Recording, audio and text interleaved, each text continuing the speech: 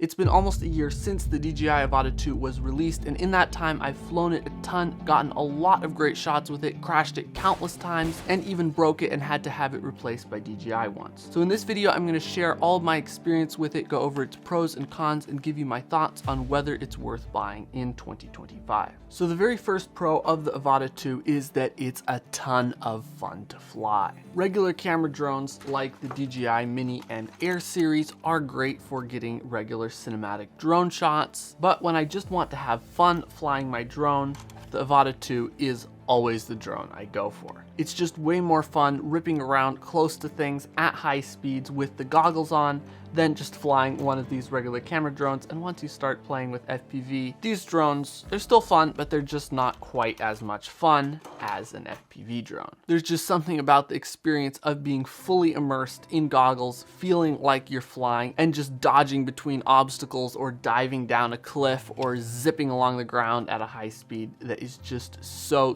thrilling and fun. I feel like it's the closest thing you can get to extreme sports and wingsuit flying without constantly being in danger of dying. So definitely a lot of fun, probably the most fun I've ever had with a drone. Which brings me to the second pro of the Avata 2. You can get a lot of the same fun with just about any other FPV drone, but most FPV drones are way more complicated to use than the Avata 2. With the Avata 2, it just works basically like any other DJI drone. You just take the batteries out, stick them in a charger, plug them into your drone, you're good to go. It has a camera built in, has all the nice fail-safe features, all super integrated. With a regular either pre-built or DIY FPV drone, you're going to have a separate camera on top like a GoPro or DJI Action, and you have to be a lot more careful to properly charge and manage the batteries, unlike DJI batteries that have all their battery management built into them, so you really don't have to worry about it. And all in all, that's a big reason why I had never gotten into FPV before the Avata 2 came out. It just seemed like there were so many things you had to learn about, from batteries to how to repair your drone and solder it, and all the systems that go into regular FPV drones. There's a lot more that you need to know, and I just didn't feel like taking the time to learn all of that. So when the Avata 2 came out, one of the big reasons I got it is because I could just pull it out of the box like any other DJI drone and start learning how to fly FPV. Now, being fun and easy to use and all is great, but the main reason that I use drones is actually to shoot cinematic videos with them. So how does the Avata 2 do in the camera department? Well, it actually does really well. I've been able to get some absolutely incredible FPV footage with this drone. As I mentioned, with most FPV drones, you have to put some kind of a camera like a GoPro or DJI Osmo Action on top, in addition to the FPV camera that you're looking out of. But on the Avata 2, the camera that you look through while you're flying is the same camera that you film with, because it's actually quite high quality, shoots great quality 4K at 60 frames per second. It has 10-bit D-Log M so that you can color grade your footage in post and get much better results than the normal color profile. And all in all, I'd say the footage out of the Avata 2 is going to be pretty close to the latest GoPros, and it's also very similar to DJI's regular camera drones like the Mini 4 Pro or Air 3. Another great thing about the camera on the Avata 2 is that you can tilt it up and down while you're flying, which means that if you tilt it up more, you can fly the drone faster. If you tilt it down more, you'll be able to fly the drone slower. And on most FPV drones, you'd have to land and manually adjust your camera angle to be able to change it. So it's really nice to be able to do that while you're flying. That's another big perk of this over building your own or buying a pre-built FPV drone. And another thing I really like about the camera is that it shoots 4K at 100 frames per second, which is great for slow motion if you're, like, let's say chasing a flock of birds or something else that looks cool in slow motion. You can do that with the Avata 2. And the Avata 2 also has built-in stabilization called Rock Steady, but you can also turn that off and then just have it embed gyro data in the video files and then stabilize the footage in post in an app called GyroFlow, which actually gets you better results than the in-camera stabilization, and so that's what I usually use. So all in all, great camera. I'd have to give it probably an 8.5 out of 10. The quality could be a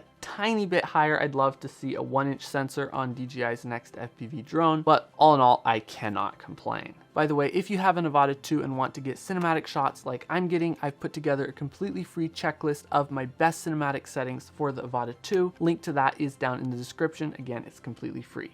Now back to the video. The next pro of the Avata 2 is that it has actually quite good flight time for an FPV drone. It's rated at 23 minutes, but you're usually not going to get that, especially if you're flying in manual FPV mode and really ripping around with it. You're probably going to get somewhere closer to 15 minutes, or if you're just extremely pushing it to its limits, you might get it even all the way down around 10 minutes. But if you're flying super laid back, you might be able to get it on up toward 18 or 20 minutes. And if you're coming from regular camera drones, this might seem like a really short battery life. But you have to look at this in the context of other FPV drones. Many of them have something like a 5 or 10 minute flight time. So the Avata 2 actually does pretty well in the battery department. Now, one thing to pay attention to with the batteries, especially when you're flying in manual mode, is that when you get down to a certain battery percentage, somewhere between 40 and 30%, you start to not have as much power available to the motors to be able to, let's say, punch out of a dive or get up and over an obstacle. And this has actually caused me to crash quite a few times because I wasn't keeping that in mind. So generally, I recommend not doing any crazy maneuvers or even just bringing the drone back in when you get to around 30 or 40%, and just keeping that in mind can save you from a lot of crashes. The next pro of the Avata 2 is the signal transmission system and range. It has the DJI Avata transmission system, which is actually now available for regular FPV drones as well, but it's super strong, has really good range, especially when paired with the DJI Goggles 4, and all in all, it's been super stable and worked really well for me. Now, obviously, it does have its limits. If you're like going on the other side of a mountain, it's going to cut out, or even if you have really dense trees in between you and the drone,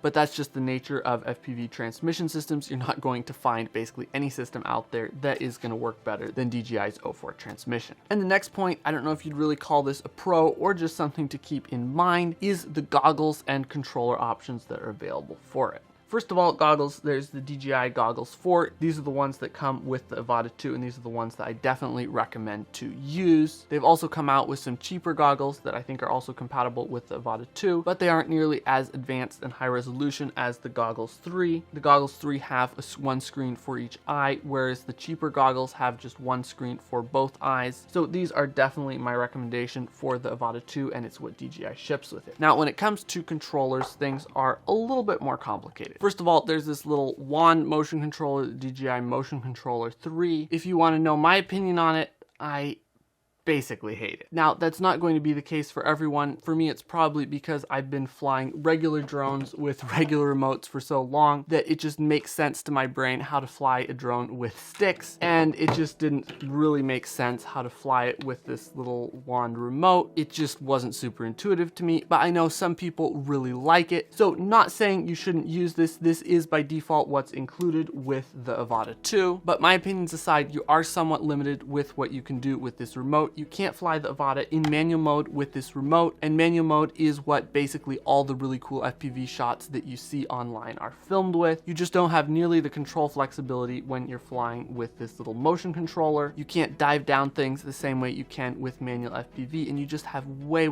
less flexibility to put the drone exactly where you want, which is why I always fly with the DJI FPV Remote Controller 3. This lets you actually fly in manual mode, where you're actually directly controlling the power to the motors and the pitch and roll and yaw of the drone. It's a lot harder to fly and takes a lot more practice than flying with the motion controller or flying a regular camera drone, but it is 100% worth it. It is super fun to fly, and it will let you get amazing shots that you wouldn't be able to get any other way. Now, to fly in FPV mode, you are kind of going to have to practice. Initially, you'll want to start out practicing in a simulator on your computer. You can just plug this remote into your computer and fly your drone in basically a video game and get an idea of how it reacts to your stick inputs, because it's pretty different than how a regular camera drone would react to what you do with your sticks. I spent a few hours practicing in the simulator before I actually went out and started flying, and I actually was able to pick it up pretty quickly. And over the year or so since I started flying in manual mode, I've gotten a lot better, to where now, even though I am a world-class FPV pilot, I feel like I can basically put the drone where I want it pretty consistently. Now, speaking of practicing, when you practice, you're gonna crash, and that brings us to our next pro, which is durability. This drone is tough. If you come from regular camera drones, you have no idea how tough this drone is. A regular camera drone, if you just like slam it right into the ground or slam it into something at full speed, you're almost guaranteed to break something, break the camera, break off an arm, break who knows what. With the Avata 2, most of the time you can slam it into the ground, crash it into something, and you won't even know that anything happened. Now, that's not to say that you can't break it, you definitely can, but I've crashed this dozens and dozens and dozens of times, sometimes pretty hard, and so far I've only broken it to the point where it had to go back to DJI once, and since I had DJI Care Refresh, it only cost like 50 or 60 bucks, and they just sent me a new one. And pro tip, if you are learning to fly FPV on the Avata 2, just go ahead and get DJI Care Refresh. Don't ask any questions, it will be well worth it. But all in all, it is extremely tough. You can actually see that right now I've got a little bit of electrical tape on one of the ducts because I crashed it into a boardwalk and slightly cracked the prop ducts. But it wasn't enough to really cause any problems, so I just threw a little bit of tape on it and kept flying, and it has been fine. Now, how does this compare to a regular FPV drone in crash resistance and durability? That's a little bit hard for me to say because I don't fly the regular FPV drones, but I'm pretty sure it's pretty close to being on par because I've given this thing quite a beating, and to only have broken it once is actually pretty impressive. Now, the downside is that you can't repair it yourself, at least not very easily and without voiding the warranty. But the nice thing is, if you don't feel like learning how to solder and repair it yourself and everything, you can just get DJI Care and send it back to DJI and get a new one for fairly cheap and not have to hassle around with rebuilding drones all the time. And our next pro of the Avata 2 is that it's actually really versatile. You can do a lot of different things with it. You can do everything from flying close in and slow through super tight spaces, weaving around between trees, all that kind of stuff, all the way up to cruising along mountain ridge lines and diving cliffs. And that versatility makes it a great all-in-one FPV drone. Now, obviously, it's not going to do as well at long-range flying in the mountains as a super huge 7-inch propeller FPV drone, and there are probably smaller drones that can fit in smaller spaces, but it does really well at being one drone that can do a lot of things quite well. You can technically get the Avata 2 up to about 60 miles per hour if you really push it as hard as you possibly can, max throttle, but most of the time you're not going to be hitting those speeds. If you're really going along at a good clip, you can get 40, maybe 45 miles an hour out of it pretty regularly, and just flying around normally, I all the time hit 30, 35 miles an hour, which especially when you're flying close to things, feels pretty fast. And speaking of versatility, another great use for this drone is flying indoors, doing things like indoor real estate tours. With the FPV Remote 3, you can actually flip it out of manual mode into normal or sport mode and fly it just like a regular camera drone, except in the goggles. And because it has vision sensors on the bottom of the drone, it does an amazing job holding its position, and you can fly it extremely precisely indoors through tight spaces. And I'd say it's even more stable than a regular FPV drone that you can fly indoors. And the final pro of the Avata 2 is its safety features. First of all, it does have these little ducts around the props, which make it safer if you're running into something, which you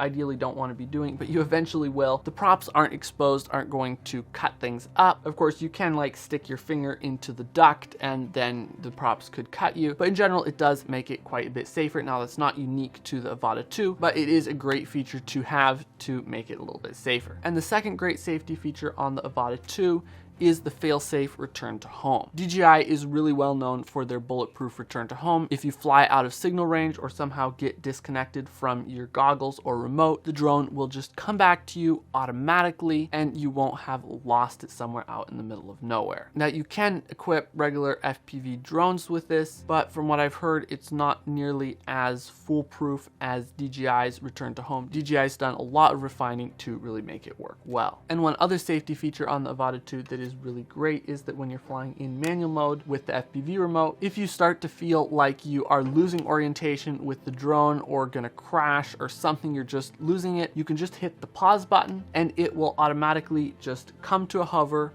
stand still, and then you can either fly it back to you in normal mode or sport mode, or you can flip it back into FPV and start flying again. And especially when I was learning how to fly in FPV, this saved me so many times. It is a super helpful feature. When you learn it, you can just push that button, the drone will come to a stop and pause. You can gather your wits about you, regain your orientation, and then keep flying. So super handy feature to make learning to fly FPV easier. Now, at this point, you might think I'm just trying to sell the Avata 2 because I went through so many pros, and I can assure you that's not what's going on. I'm not sponsored with DJI. They didn't even send me this drone. I bought it with my own money. And that said, there are definitely a couple of downsides to the Avata 2. There aren't very many, but they can be kind of major.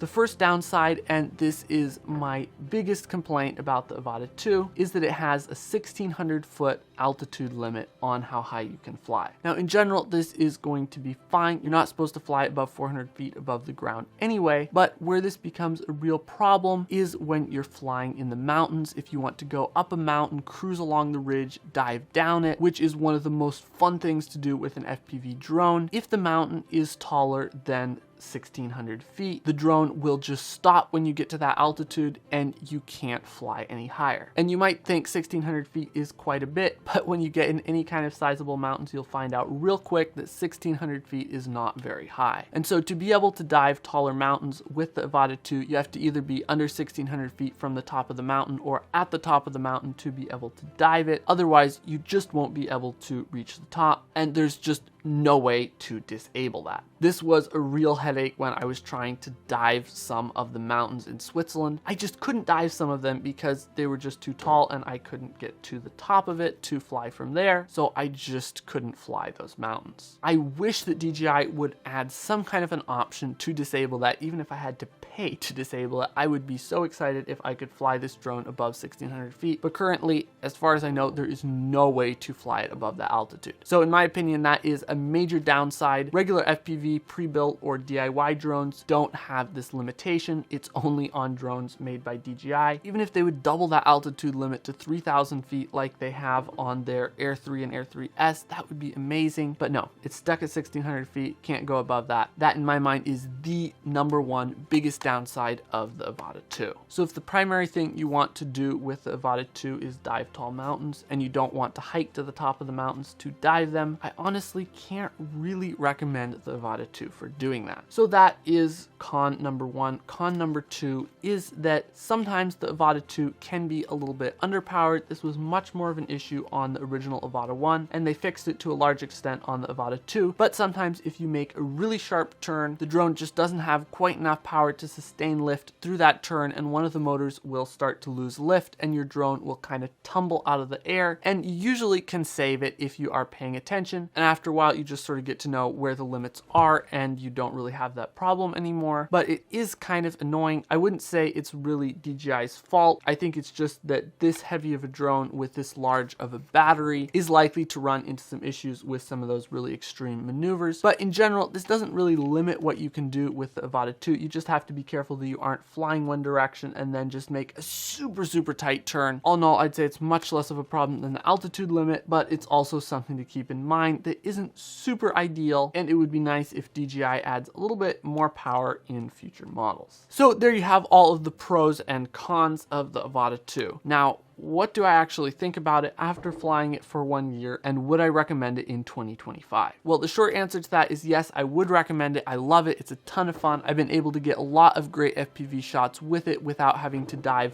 fully into the world of FPV and building my own drones and all of that. And I can 100% recommend it if you're like me, want to get into FPV, but want to make it a little bit easier for yourself. And hands down, it's just the most fun drone I have. When I want to have fun with the drone, this is the drone that I pick up and go fly. So definitely recommend it. Now, as I mentioned, I wouldn't recommend it for everyone. If your main goal is to dive really tall mountains, this is probably not the best drone. Or if you really like working with electronics, soldering, putting drones together, then you might as well just build your own or get a pre-built drone and learn that way. But in spite of all that, for most people, the Avata 2 is the #1 FPV drone that I'd recommend. And if you want to see my first 2 weeks of learning to fly manual FPV with the Avata 2, you can click right here to watch a video on that. And if you want to learn how to get the most cinematic shots with your drone, whether that's an FPV drone like the Avata 2 or a regular camera drone, make sure to check out my completely free 45-minute drone filmmaking training where I share my top 10 secrets to getting cinematic drone shots. Link to that is down in the description. And as always, make sure to subscribe for more videos like this, and we'll see you in the next one.